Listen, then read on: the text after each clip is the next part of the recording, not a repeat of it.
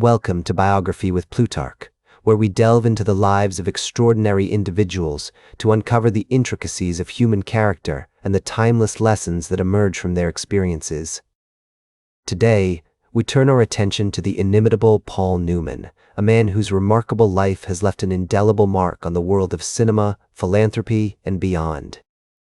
With his piercing blue eyes, charming smile, and an unwavering commitment to his craft, Paul Newman has become an icon of Hollywood's golden era. Yet his journey to stardom was far from straightforward. Born on January 26, 1925, in Shaker Heights, Ohio, a picturesque suburb of Cleveland, Paul Newman entered the world amidst the tumultuous backdrop of the Roaring '20s. The year was marked by significant cultural and social change, as the nation struggled to reconcile its rural past with the rapid urbanization and industrialization that defined the era. This was also a time when the concept of celebrity was beginning to take hold, with figures like Charlie Chaplin and Rudolph Valentino captivating the imagination of the American public.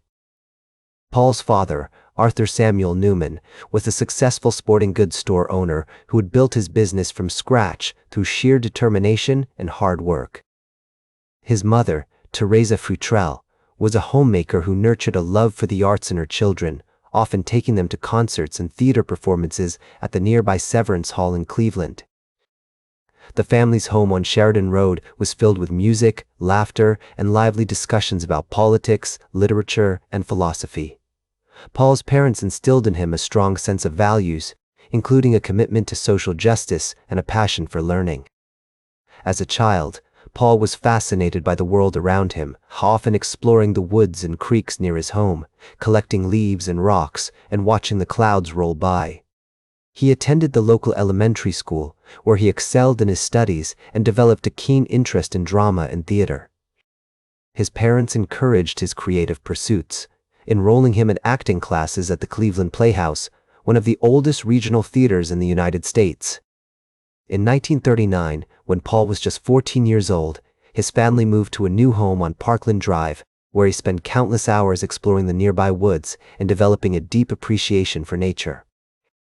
This love for the outdoors would later influence his philanthropic work, particularly in the area of environmental conservation. As a teenager, Paul attended Shaker Heights High School, where he was an active member of the school's drama club and debate team. After graduating from high school in 1943, Paul enlisted in the United States Navy, serving as a radioman and gunner on an aircraft carrier in the Pacific Theater. This experience had a profound effect on his worldview, as he witnessed firsthand the devastation and chaos of war. The experience also deepened his appreciation for the importance of teamwork, discipline, and camaraderie, values that would serve him well throughout his life and career. During his time in the Navy, Paul's ship, the USS Bunker Hill, was involved in several key battles, including the Battle of Okinawa.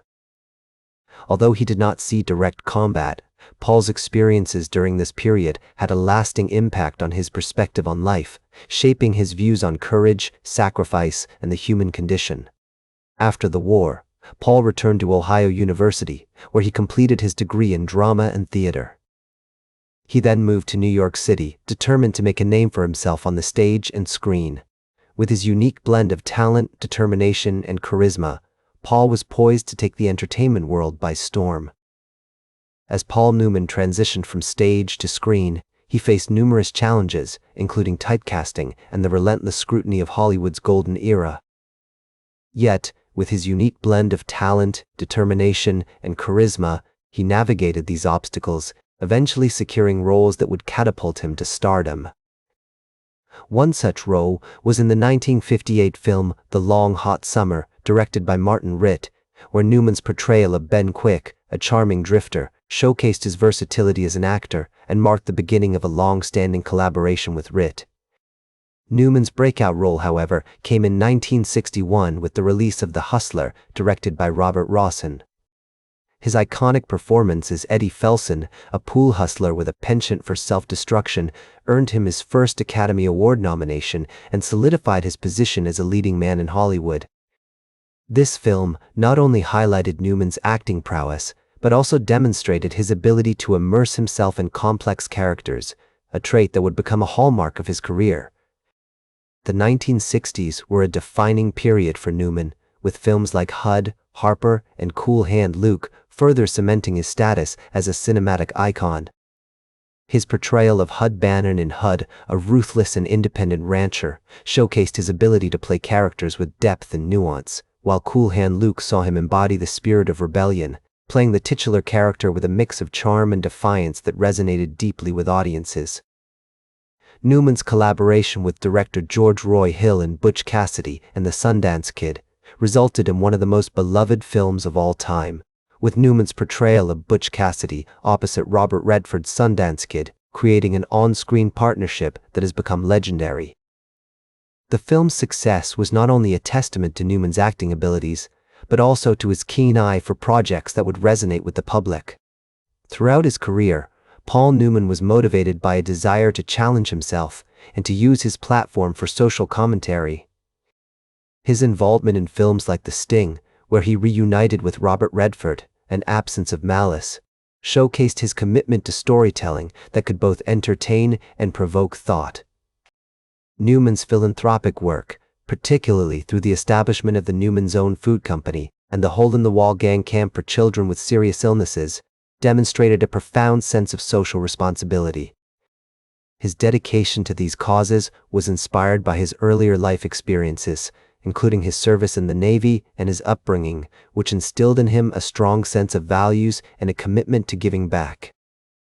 As we reflect on Paul Newman's primary achievements, it becomes clear that his impact extends far beyond the silver screen. He has left an indelible mark on the entertainment industry, inspiring generations of actors and filmmakers with his talent, his dedication to his craft, and his unwavering commitment to social justice. As the 1980s unfolded, Paul Newman continued to captivate audiences with his performances on screen.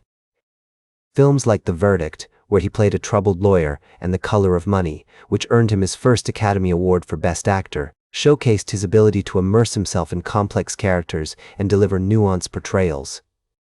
His portrayal of Henry Gondorff in the Sting sequel, The Sting 2, though less successful than its predecessor, demonstrated Newman's willingness to revisit iconic roles and explore new dimensions within them.